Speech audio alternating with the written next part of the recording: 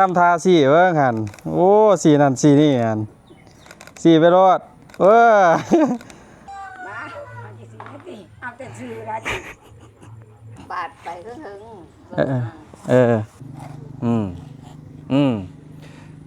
เงือกโตอย่าสิก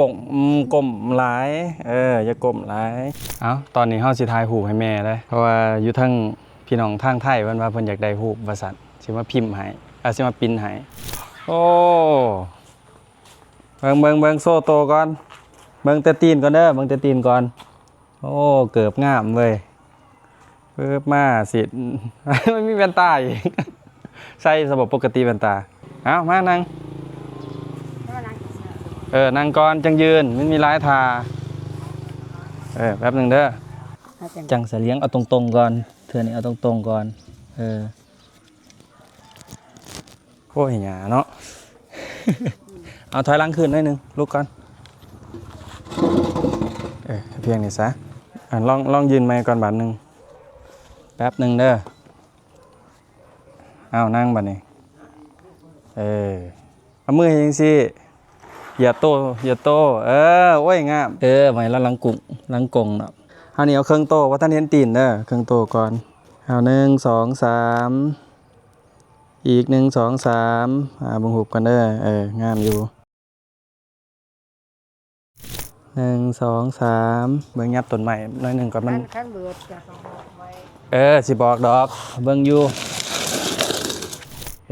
และนี่ก็ถือว่าในหอบหลายๆปีเลยที่ได้มาถ่ายรูปให้แม่เนาะพอดีจังหวะนี้ข่อยก็กลับมาบ้านแล้วก็พี่น้องที่ไปเฮ็ดเวียกอยู่ไทยก็ว่าอยากได้รูปว่าซั่นเพื่อสิปริ้นให้มื้อนี้ก็เลยให้เพิ่นกายเกียมเครื่องนุ่งของถือเพิ่นที่งามที่สุดของเพิ่นนั่นแหละมาเพื่อเฮาสิถ่ายรูปให้และนี่ก็คือทั้งหมดบรรยากาศถ่ายรูปทุกคนเบิ่งเรื่อยๆเลยแล้วก็จบบ่มีหยังเนาะคลิปนี้เอาเบื้องหลังมาให้ทุกคนเบิ่งซื่อๆเบิ่งไปนํกันเลยบาดนี้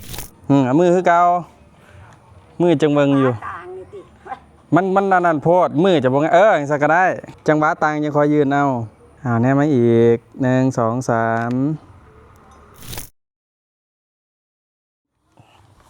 3โปะในข้าวมาเที่ยงจะแป้งให้ดูสินิบใส่ท้องร้ายเอาขึ้นน้อยนึงมันบรินิบเข่าท้องมันสิสูงนี่สิมือจังเยงออกมาแห้งโพดค่อยๆสิเป็นคุณยิงมันต้องน้อยหนึ่งทาโพดเบิ่งใส่ซอยเอาข้อดีๆข้อ อย่าฮักแห้งเลยตีฮักค่อยๆกลมลงหน่อยนึงแห้งโพดลงหน่อยนึง ตายแล้วกลัวสิงามอุ้ยค้าแหละบ่ค้าปกติน่ะค้ามันซื้อรถมาเอาจะสีนี่ติเอาแต่ซื้อละจินี่แบบเพิ่นอีกนี่แบบจังซี่เนี่ยติอีกเอาลองเบิ่งซะหน่อย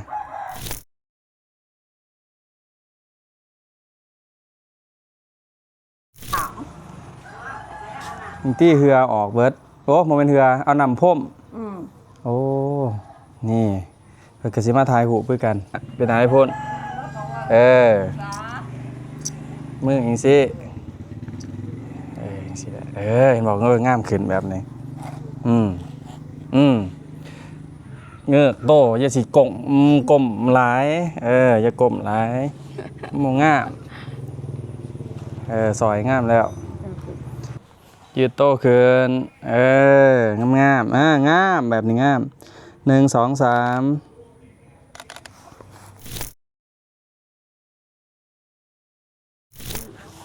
ลองใส่ก่อนหลายแบบเอาคือเกามือคือเกาเฮ็ดจังซี่เลยเอาสนะเอาแซ่บๆเลยเอา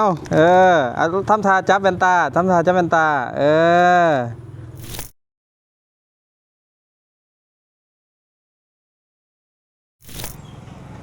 ปิดหนามาพี่วันนี้เบิ้งสิจับหนาหน่อยนึงเพ็บพอขาอยู่สิบิดโตไหมสิขาอยู่คือเก่า อย่าไปเบิดโตที่เดิน1 2 3กี่บาทนึงบ่พูดยิ้มงามเลย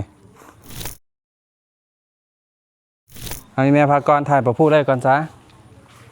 วันนี้นั่งบอก นางกรจะสั่นหั่นแหละงามแล้ว บาดไปก็ถึง เอออ้าวแน่มา1 2 3อันนี้นี่เป็นรถงามเพิ่นทายคู่กัน ลูกหลานซื้อให้มาโฆษณาให้รถเลยนี่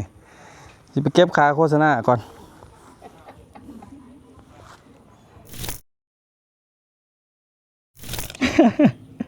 ทำทาครับเบิ้งอ่ะน้อยหนึ่ง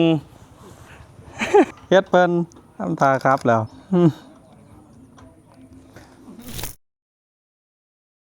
โอ้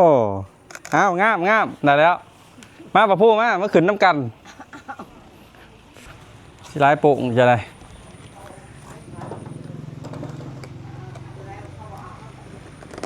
หม้อก็เลิบเทียมบ่ได้เอาเบิดดอกเลยเอาแน่มา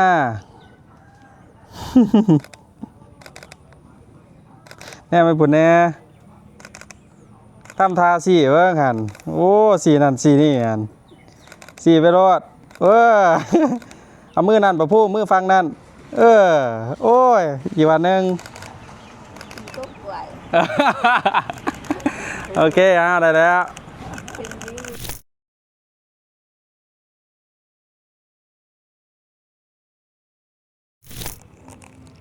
คือว่าถ่ายแล้วพอแห้งนี่ยืนเนาะเด้นางเด้เฮ้ตอนนางแฮน นางงามเลยดิ เด้ จะยืนกับงามของเรา เขายืนก็งามแหล้วผลมันงามนึงลืมสำมันบอกว่าบ่ได้นางมันลืมมาตัวเองบ่ได้นาง ง